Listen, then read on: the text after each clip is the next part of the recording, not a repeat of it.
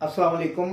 Programme एक सवाल एक जवाब प्रोफेसर हकीम अब्दुल हमीद राव आपकी खिदमत में हाजिर है। मैं बवासीर के हवाले से आपसे वीडियो शेयर कर रहा हूँ। उसमें दर्जात के हिसाब से मैं इलाज बता रहा हूँ।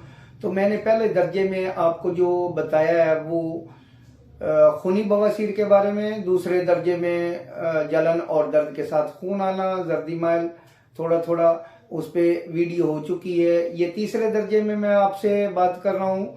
तो इस दर्जे की इलामात में खराश होती है, हल्की हल्की खराश, जलन, खारिश, और साथ ही मसे जो होते हैं वो चने से लेकर अखरोट तक होते हैं, ये बड़े हो जाते हैं। इसका मुकाम उजलाती मुखाती, यानी कि ये खुश्की और सर्दी में ये बवासीर होती है।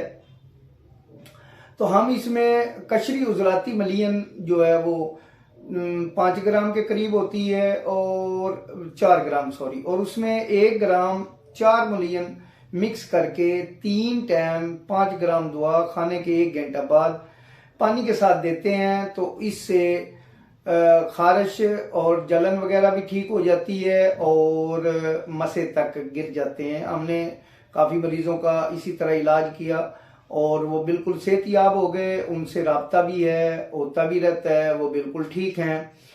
अक्सर ऐसा होता है कि सौंफ और पुदीने के कहवे से भी अद्वियात इस्तेमाल करा दी जाती हैं। आप चूंकि इन दवाइयों को नहीं समझते तो इसलिए आप ऐसा करें कि सौंफ और पुदीने का फौरी कहवा ले लें।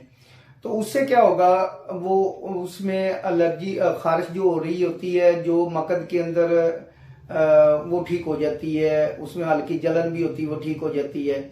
मैं ये दर्जात के मुताबिक बवासीर की वीडियो मुकम्मल करने के बाद आपको ग़िज़ाएँ बताऊंगा कि तमाम बवासीर में कौन सी ग़िज़ाएँ खाई जाएं और कौन सी ग़िज़ाएँ ना खाई जाएं।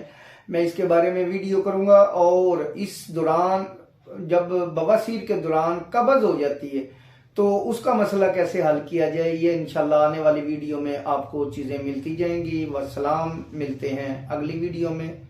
शुक्रिया।